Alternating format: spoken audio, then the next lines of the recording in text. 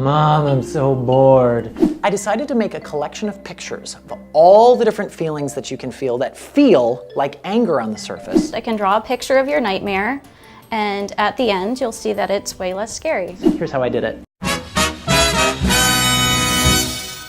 Hey everybody. So this morning I was driving to work and I was so angry at something my sister had said to me last night. And on top of all that, the traffic here was making me late, and I hate being late. And I'm a little hungry, which always makes me cranky. So really, I was mad, but I'm not very good at being mad. I don't feel it very often, so then when I do, I don't really know what to do. But then I remembered reading that anger isn't very often anger at all. It's usually something else. How many feelings can you identify as they're happening to you? If you're like most people, the answer is 3.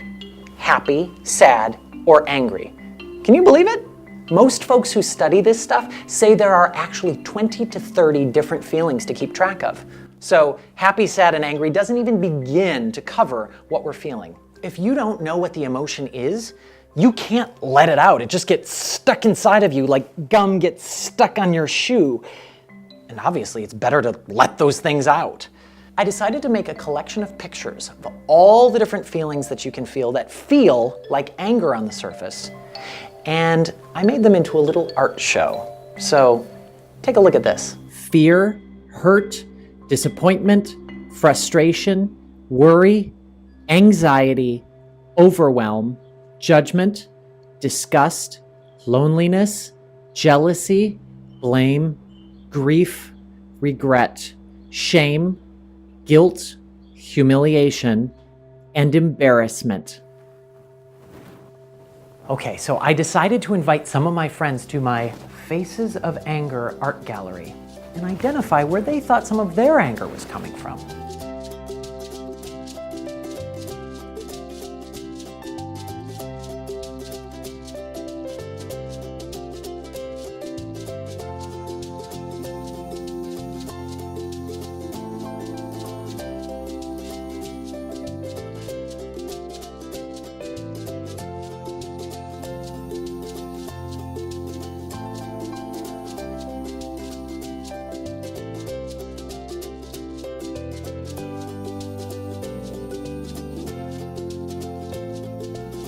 So part of why this is cool, if you are lonely and you know it, you can call somebody.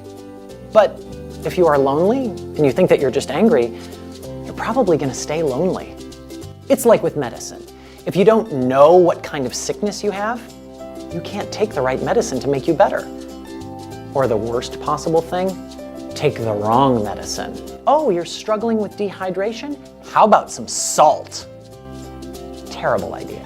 Cousin Aaron connected his anger to disappointment about the pickles being gone.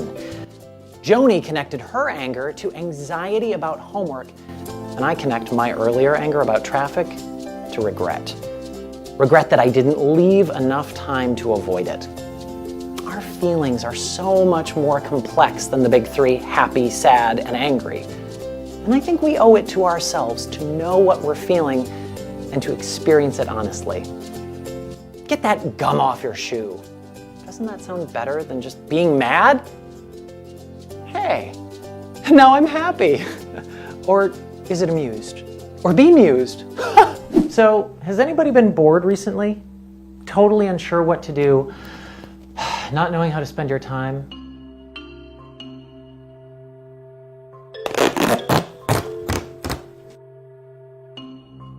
When I was growing up, I'd sometimes go to my mom and say, "Mom, I'm so bored." And she'd say something completely annoying like, "Well, I have some chores that you can do." Seriously, Mom? Or how about you have a picnic? Right, like I'm gonna have a picnic by myself. But the one thing that I did do that turned out to be awesome is I made some of my very own books. Might I recommend that you might make one of your books? Here's how I did it. When I was in 2nd grade, I took a little construction paper, some rubber cement, and I used some old wallpaper from our bathroom, and I'm pretty sure that this is the first book that I ever made. I thought it might be fun if I shared it with you. In fact, It's about feeling bored. It goes a little something like this. One day, on a little street in a big house, about half the size of a mansion, was a boy named Stan. You can see him there in the window. He's that green person. Stan was bored because he had done every single thing that there is to do.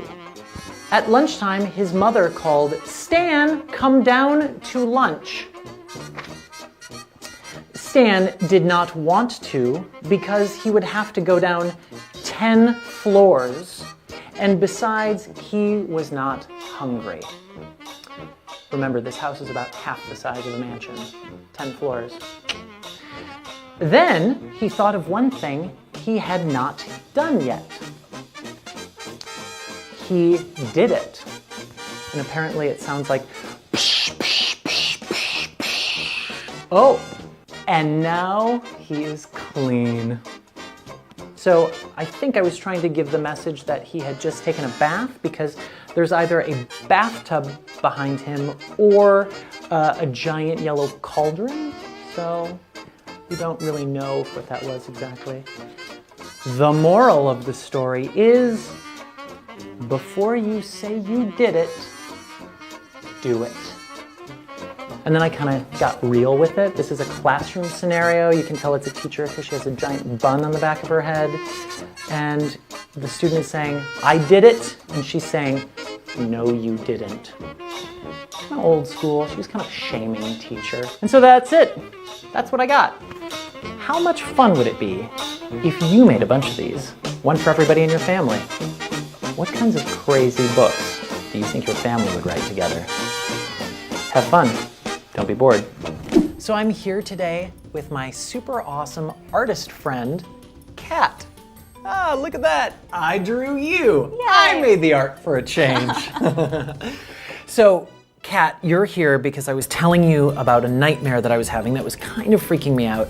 And you said that you might have an idea that would maybe make me feel not quite so upset about it.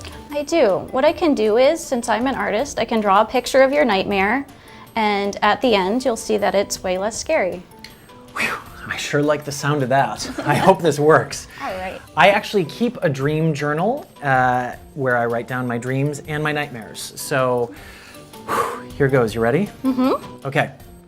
So I was in the half bath, which is like the little bathroom in the upstairs of the house that I grew up in, and I saw there was this giant bullfrog, and this fly was on its back. Like a green frog? Yeah, like a green frog. And so I called to my dad and I said, Dad, come take a picture of this. And he was fumbling with a camera and it wasn't going very well. And so the frog like jumped out of the room, like past us, and went down into the basement. And so I grabbed the camera from Dad and I'm going down the stairs and I find it. It's on the ping pong table. And then it spits like this giant wad of phlegm at me. Phlegm? Phlegm. Totally phlegm. And so it like flies past me onto the furnace, and now I'm trying to get the picture, and it jumps up, and the frog is now like huge, and it's chasing after me, and the fly is still there, and so I'm like running, trying to get away now, and I'm pressing the door closed, trying to hold it closed with all my might, and that's when I woke up, and my heart was like racing really fast. Oh my gosh. That is a scary dream. But you know what? Tell me things. Here we go. Oh, I'm a little nervous. There you go. Oh, hey, look at that. It's the giant frog, The phlegm. the phlegm, the fly is there, and me running away.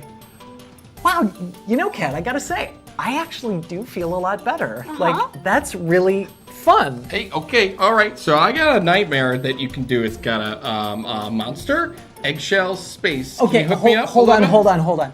I'm guessing that the folks watching right now are ready to like get a move on. But what about if you and Kat went through your dream on our website? Sounds fair. Okay. Okay. Now, you were telling me also, Kat, that maybe if this doesn't work or somebody's still feeling really scared about their dream, there's more that they could do. Yeah, you know, if it's a really scary dream, that sometimes you could take it and burn it in a campfire with your parents and get rid of all the scary nightmare stuff.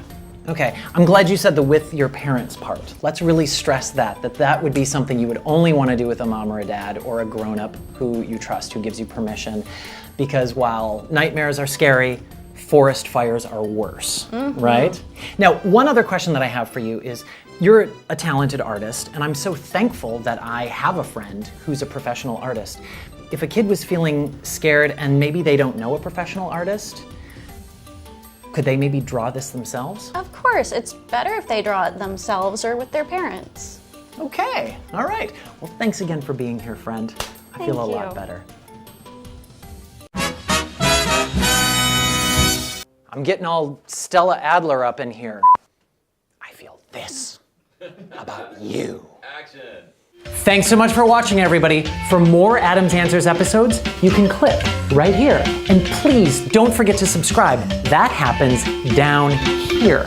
Laugh a little, think a lot, love better.